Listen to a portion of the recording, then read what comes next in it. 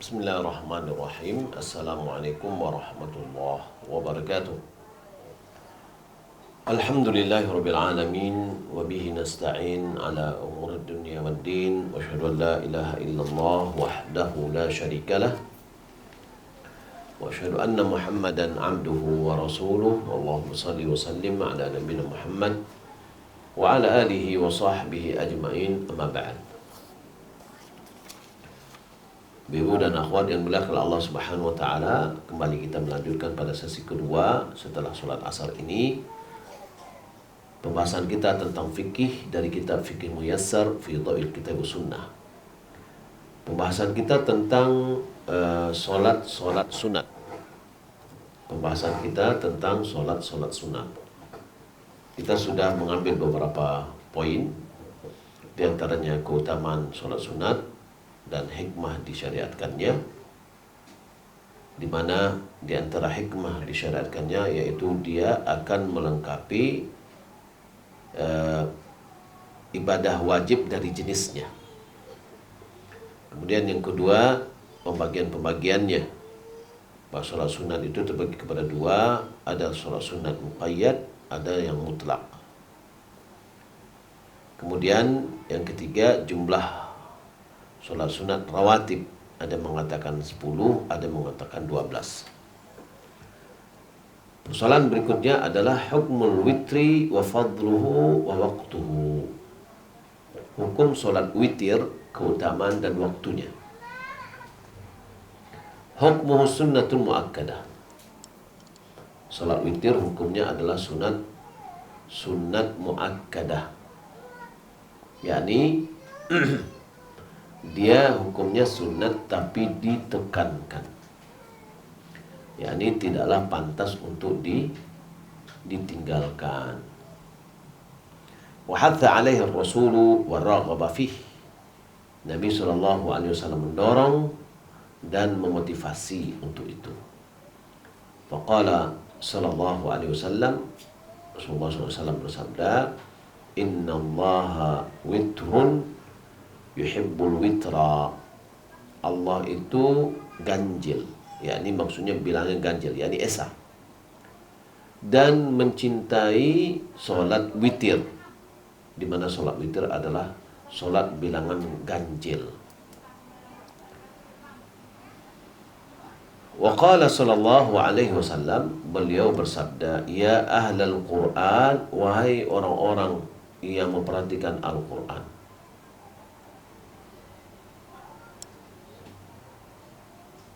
autiru,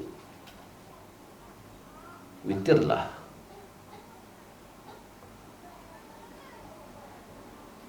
fa inna Allaha witrun yuhibbul witra."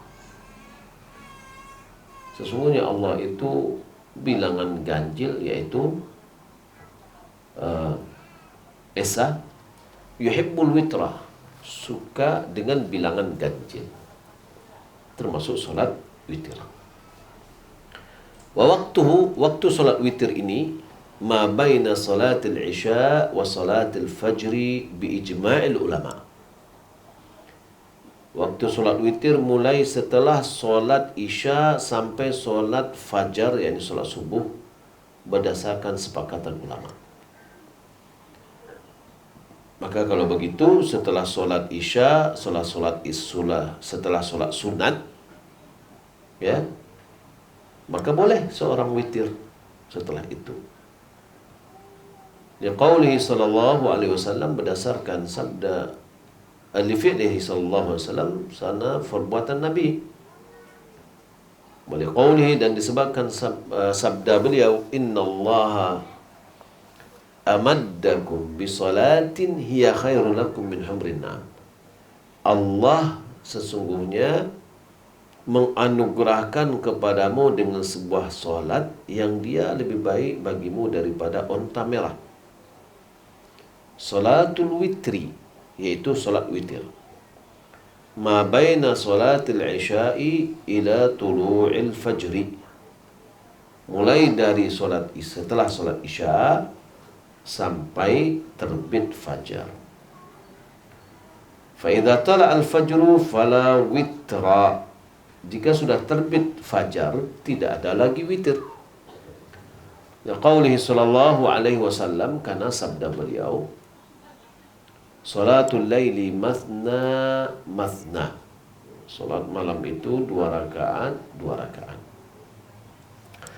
Fa idza khashiya ahadukumus subha, apabila salah seorang di antaramu khawatir terbitnya datangnya subuh, shalla raka'atan wahidatan, dia salat 1 rakaat, tutiru lahu ma qad shalla, untuk menutup atau menjadikan, untuk mewitirkan terhadap apa yang telah dia solatkan. Solat malam 22. 22 itu bilangan apa tuh? Bilangan genap. Maka jadikanlah dia ganjil. Maka ada yang mengatakan tutuplah dengan witir, itu maksudnya. Ya. Wa hadha dalilun ala khuruji waqtil witri bi tulu'il fajr. Ini adalah dalil yang menunjukkan tentang keluarnya waktu witir dengan terbitnya fajar.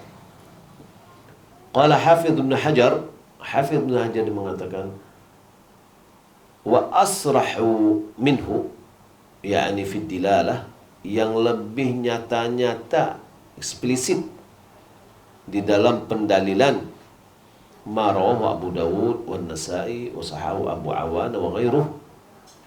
Hadis yang diriwayatkan Abu Dawud dan Nasa'i dan disahihkan oleh Abu Awana dan yang lain, Ana Ibnu Umar, bahwasanya Ibnu Umar kana yaqul, dia mengatakan, man shalla minal laili falyaj'al akhir salatihi witra. Siapa yang salat malam hari, maka hendaklah dia jadikan akhir yang dia lakukan dari solatnya itu bilangan ganjil. Fa inna Rasulullah sallallahu alaihi wasallam kana ya'muru bidzalik. Karena Rasulullah sallallahu alaihi wasallam memerintahkan hal yang demikian.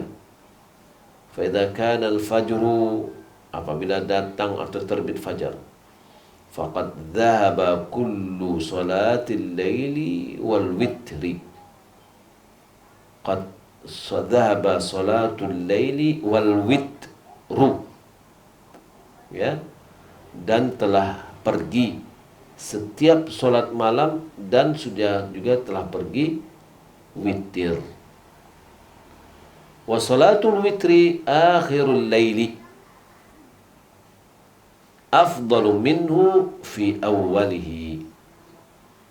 Solat witir itu lebih baik dikerjakan di akhir malam ketimbang di awal malam. Lakin yustahabbu ta'jiluhu awwal al-laili liman dhanna annahu la yaqumu akhir al-lail. Akan tapi dianjurkan untuk menyegerakan di awal malam bagi siapa yang mengira bahwasanya dia tidak akan bangun di akhir malam. Wa ta'khiruhu liman dhanna annahu yaqumu akhir al-lail. Dan mengakhirkannya bagi siapa yang mengira dirinya akan bangun di akhir malam. Lima rawahu Jabir radhiyallahu ta'ala an, berdasarkan apa yang diriwayatkan oleh Jabir, semoga Allah meridhoinya, anna Rasulullah sallallahu alaihi wasallam qala, man khafa alla yaquma min akhiril laili falyutir awwalahu wa man tama'a an yaquma akhiral laili falyutir akhiral laili fa inna salata akhiril laili mashhudatun wa dzalika afdal. Siapa yang khawatir tidak akan bangun di akhir malam, hendaklah dia witir di awalnya. Siapa yang berharap sangat untuk bangun di akhir malam, hendaklah dia witir di akhir malam. Karena solat di akhir malam dipersaksikan, dan itulah dia lebih afdal. Jadi witirnya di akhir malam sebelum terbit fajar. Yang keenam, sifatul witri wa adadu rakaatihi. tata cara pelaksanaan witir dan jumlah rakaatnya. Al-witru aqalluhu raka'atun wahidatun. Witir paling sedikitnya adalah satu rakaat.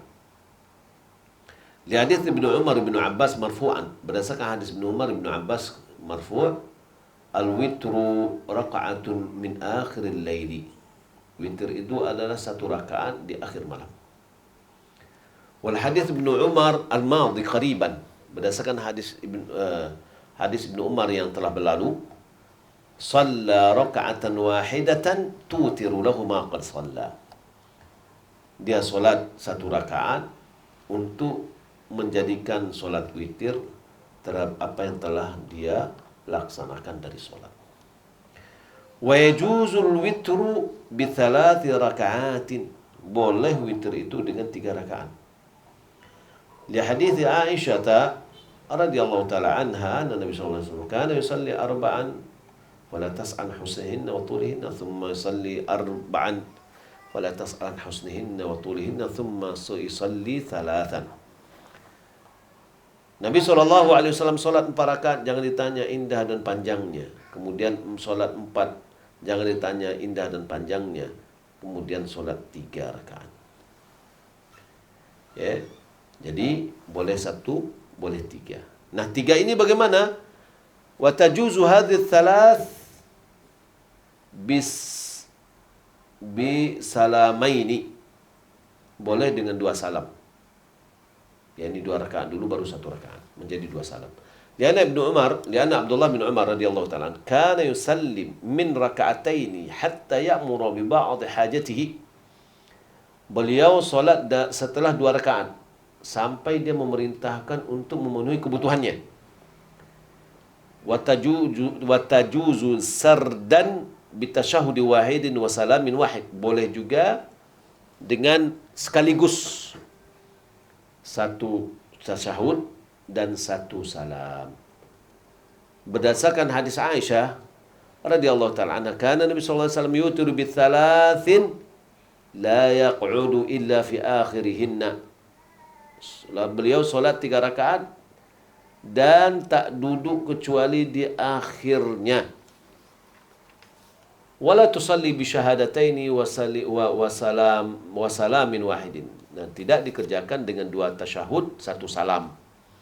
Hatta la tushbihu salatal maghrib, agar tidak menyerupai solat maghrib. Wa qad naha sallallahu alaihi wasallam dzalik. Nabi telah melarang hal yang demikian. Jadi 2 kali tasyahud, 2 kali salam, atau 1 kali tasyahud, 1 kali salam.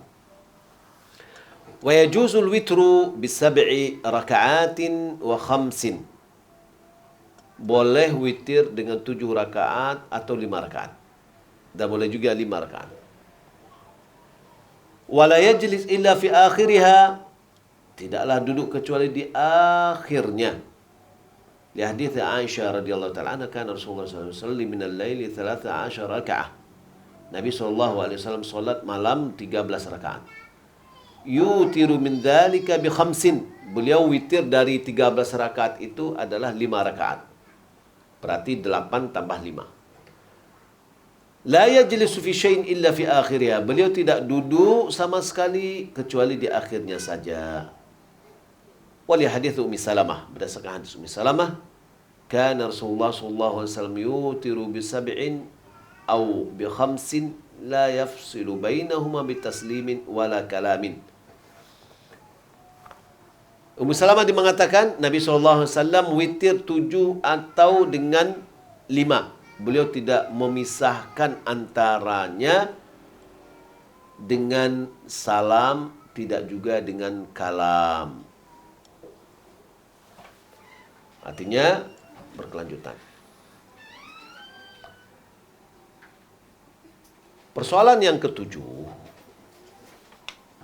adalah waktu-waktu yang dilarang dari mengerjakan sholat sunat. Hunaka awqatun nuhiya an salat at-tatawwu' fiha illa mastuthniya. Ada waktu-waktu dilarang mengerjakan solat sunat kecuali apa yang dikecualikan.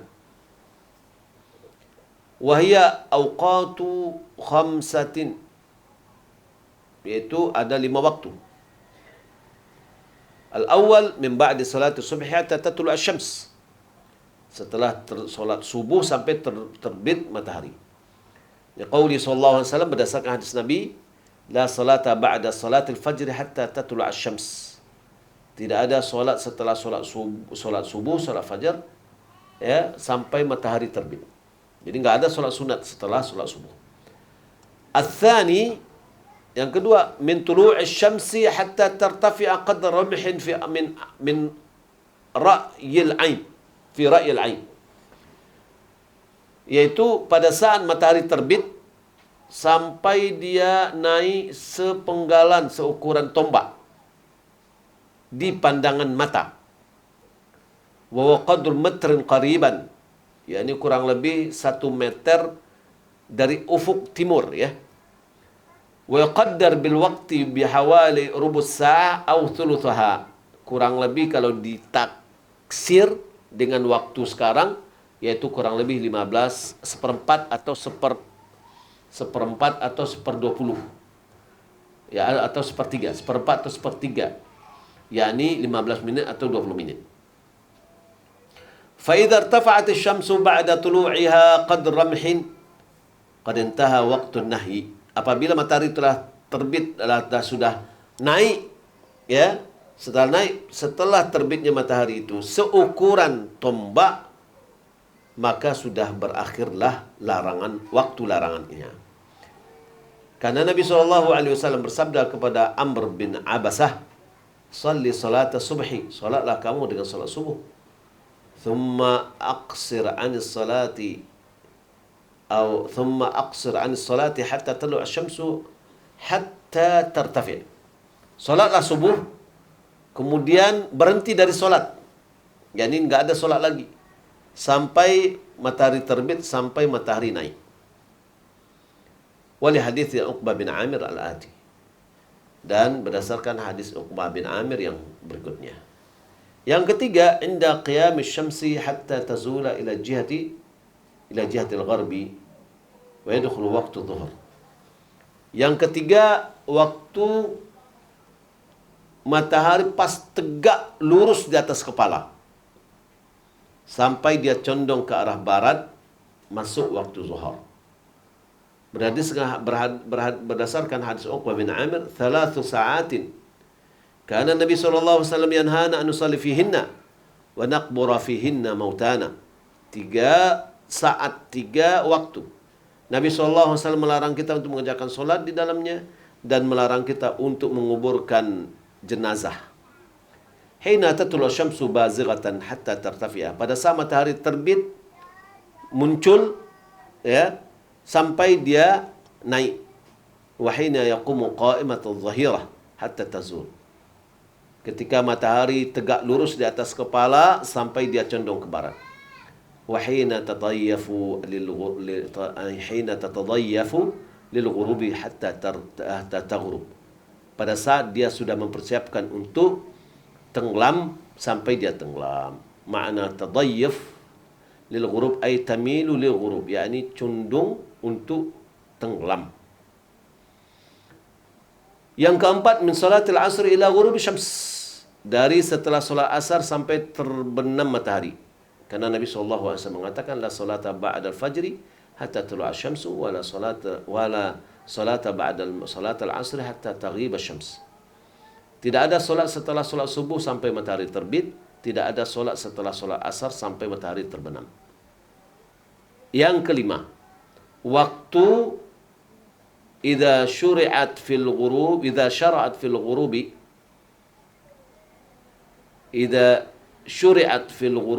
hatta taghib kama taqaddama fil hadis. Ya, fatakunu hadhil awqat, yakni pada saat mulai tenggelamnya matahari. Kalau yang keempat bagaimana? Mempersiapkan diri, ya, mau tenggelam. Yang kelima, dalam proses tenggelamnya matahari. Ya. Ini adalah waktu yang lima. Wa takuna hadhihi al-awqat al-khamsah mahsuratun fi thalatha awqat wa hiya ba'da salat al-fajr hatta tartafi asy-syams hatta qadar al-rumh wa hina yaqumu qa'imat adh-dhahirah hatta tazul asy-syams wa min ba'da salat al-'asr hatta taghiba asy-syams hatta yatimma ghurub asy-syamsi. Kalau disimpulkan dia 3 waktu. Yang pertama setelah solat subuh sampai matahari terbit dan naik. Yang kedua pada saat matahari di atas kepala sampai dia tergelincir ke barat. Yang ketiga setelah solat asar sampai matahari terbenam. Wa amal hikmatun nahyi an salati fi dhalikal waqt fi hadhil awqat, hikmah dilarangnya solat dari waktu-waktu ini. Faqad bayyana Nabi sallallahu alaihi wasallam anna al-kuffara ya'buduna asy-syamsa 'inda tulu'iha wa 'inda ghurubiha. Nabi telah menjelaskan sallallahu alaihi wasallam bahwasanya orang kafir itu mengibadati matahari ketika terbit dan terbenamnya. Wa takunu salatul muslim fi tilka awqat fiha musyabahatun lahum. Maka solatnya seorang muslim pada waktu tersebut terdapat kemiripan atau mencontoh ya mereka. Fi hadits Amr bin Abasah fa innaha ay asy-syams tatlu'u hina tatlu' baina qarnay syaitan.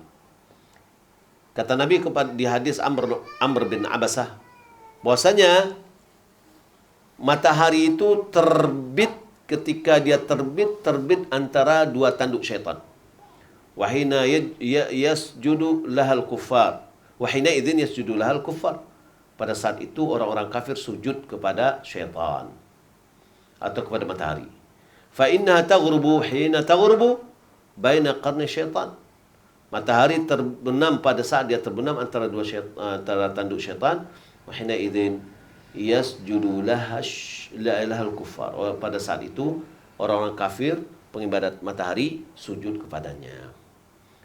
Ya, dan syaitan berusaha untuk diibadati, maka dicari waktu-waktu tersebut untuk supaya orang sujud kepada dia. فهذا عن وقت طلوع الشمس ووقت غروبها. أما عند وقت ارتفاعها وقيام قائمة الظهيرة فقد بين صلى الله عليه وسلم علة النهي في هذا الحديث السابق نفسه قال فإن حينئذ تسجر جهنم. Adapun tentang waktu matahari pas di atas kepala, Nabi memberikan alasan bahwa pada saat itu ya dibakarnya api neraka. Ya, tusjaru, yakni berkobarnya, panas terik pas pada saat panas yang bersangatan.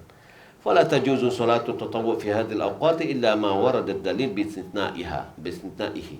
Tidak boleh salat sunat pada waktu-waktu tersebut kecuali apa ada dalil yang mengecualikannya.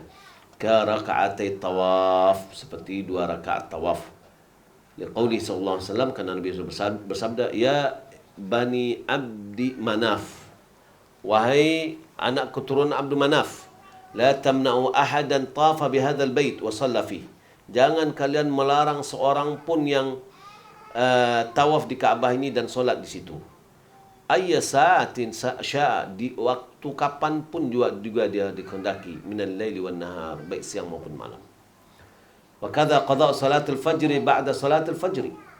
Begitu juga mengqada' salat sunat fajar setelah salat subuh. Wa qada' salatul dhuhri ba'da al-'asr. Mengqada' salat sunat zuhur setelah asar.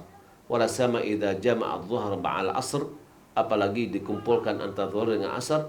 Wa kadzalika fa'ala dawata, yakni maksudnya setelah salat zuhur ada salat asar jamak ya, dikerjakan di waktu asar.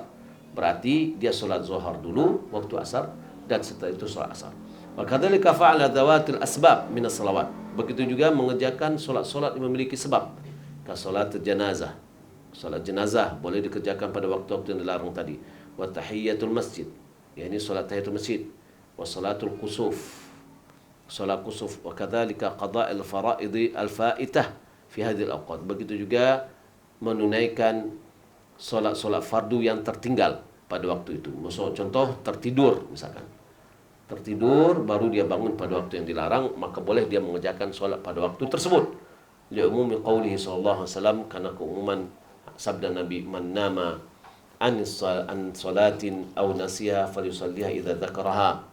Siapa yang tertidur dari solat atau dia lupa, maka hendaklah dia kerjakan apabila dia ingat. Wa li'anna al-fara'idha dainun wajibul ada. Karena solat fardu itu adalah hutang yang wajib ditunaikan. Fatu'adda mata dzakaraha al-insan. Maka seorang menunaikannya kapan dia ingat. Wallahu ta'ala alam. Demikian yang dapat kita sampaikan. Ya, nanti insyaallah mudah-mudahan pada pertemuan berikutnya kita membahas tentang sujud sahwi dan yang lainnya. Baik, kita buka tanya jawab.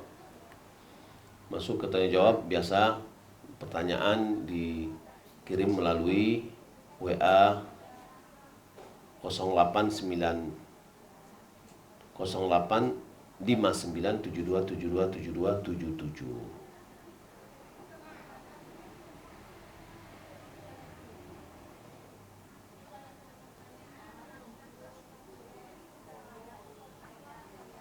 Pertanyaan dari Abu Hurairah, Nabi SAW bersabda, sungguh terhina, sungguh terhina, sungguh terhina.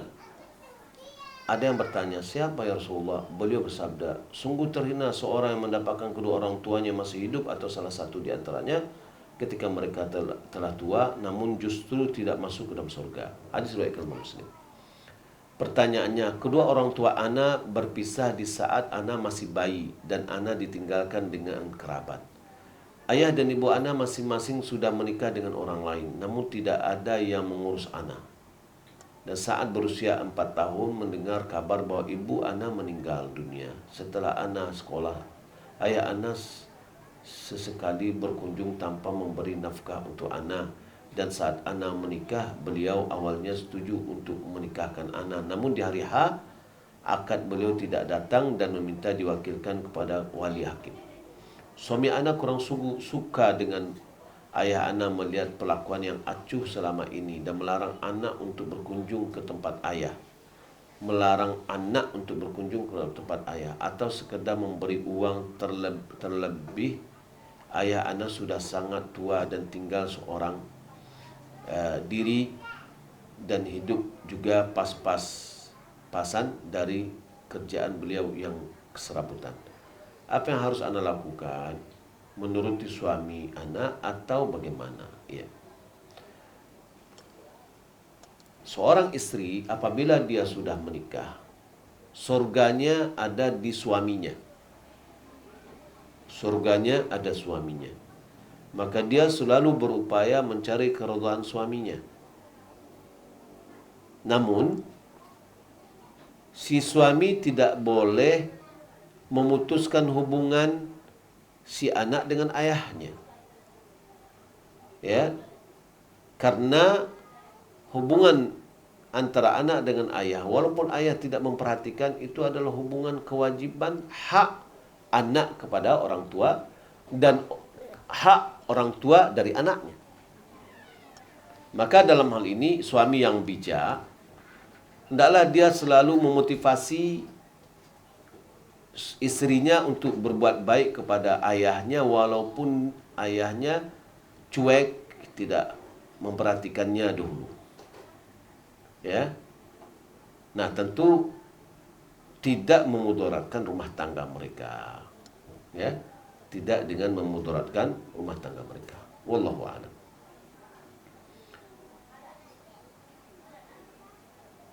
Batas waktu solat duha pukul berapa? Sebelum matahari di atas kepala. Jadi kalau sekarang kurang lebih jam 12 kurang seperempat itu sudah di akhirnya insyaallah. Apa hukum jika istri ikut tanda tangan akad atas pinjaman modal suami di bank konvensional? Karena untuk pinjaman itu harus ada tanda tangan istri.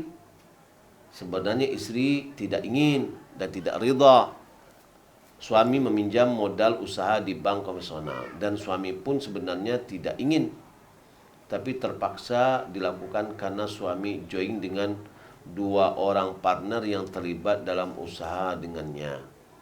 yang mana dua orang partner tersebut ngotot ingin melakukan pinjaman modal dari bank konvensional. Katanya jika tidak dilakukan pinjaman ke bank konvensional, kelangsungan perusahaan dan karyawan akan bermasalah. Apa yang harus dilakukan oleh seorang istri dalam posisi tersebut? Apakah tetap ikut tanda tangan, tapi hati benar-benar berat dan menolak untuk melakukannya, atau tidak tanda tangan tapi akan berefek ke perusahaan dan karyawan? Mohon penjelasannya. Rezeki di tangan Allah. Rezeki ada di langit. Yang memberi rezeki adalah Allah. Maka carilah rezeki itu sesuai dengan keridhaan Allah. Allah tidak suka atau tidak menyukai maksiat kepadanya. Ya, riba adalah bentuk maksiat kepada Allah karena Allah sudah mengharamkan riba. Bagaimana kita akan mencari rezeki? Ya, meminta rezeki dari pembawa rezeki atau pemberi rezeki dari pemberi rezeki, sementara kita melakukan apa yang tidak disukai oleh Allah Subhanahu wa taala yang Maha memberi rezeki. Ya, maka oleh karena itu perlu kita sampaikan kepada suami, rezeki itu adalah di sisi Allah. Wa may yattaqillah yaj'al lahu makhraja wa yarzuqhu min haitsu la yahtasib.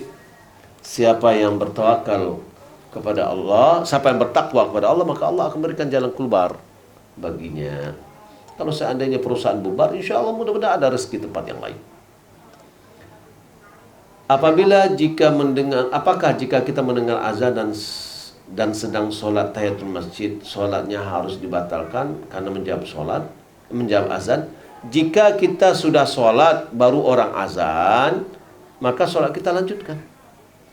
Tapi kalau kita masuk orang sedang azan, kita tidak sholat, kita tunggu dulu sampai orang selesai azan. Ya, kita menjawab azan tersebut. Jangan kita membatalkan sholat kita gara-gara menjawab azan. Bagaimana jamak sholat zuhur yang dikerjakan ketika asar? Apakah dilaksanakan sholat asar atau sebelum asar? Kalau kita menjamak sholat zuhur dan asar di waktu asar, maka yang dikerjakan dulu adalah zuhur, setelah itu asar. Kalau seandainya kita berjamaah dengan imam muqim, mereka sholat asar, kita niatnya adalah zuhur. Setelah kita salam bersama mereka, setelah itu kita mengerjakan sholat asar. Sholat sambil duduk, bagaimana posisi kaki ketika kita sholat sambil duduk di saat membaca Al-Fatihah? Apakah kaki atau ketika duduk tasyahud dan bagaimana? Ya. Bagi orang yang sholat duduk di atas lantai, maka posisi berdiri adalah dengan tarabbu'. Tarabbu' itu adalah bersila. Pada saat posisi berdiri berarti membaca Al-Fatihah, kemudian membaca ayat, ya, maka itu adalah bersila. Kemudian ruku dia tundukkan badannya. Kemudian setelah itu dia i'tidal, masih tarabbu', masih bersila. Kemudian dia sujud seperti sujud biasa. Kemudian dia duduk iftirash sebagaimana biasa. Begitu seterusnya. Ya, jadi posisi berdirinya adalah dengan bersila. Wallahu a'lam. Baik. Kita rasa sampai di sini. Ya, pertanyaan sudah kita jawab. Sallallahu Muhammadin wa ala alihi wa sahbihi ajma'in. Wassalamualaikum warahmatullahi wabarakatuh. Sujud seperti sujud biasa. Kemudian dia duduk iftirash sebagaimana biasa. Begitu seterusnya.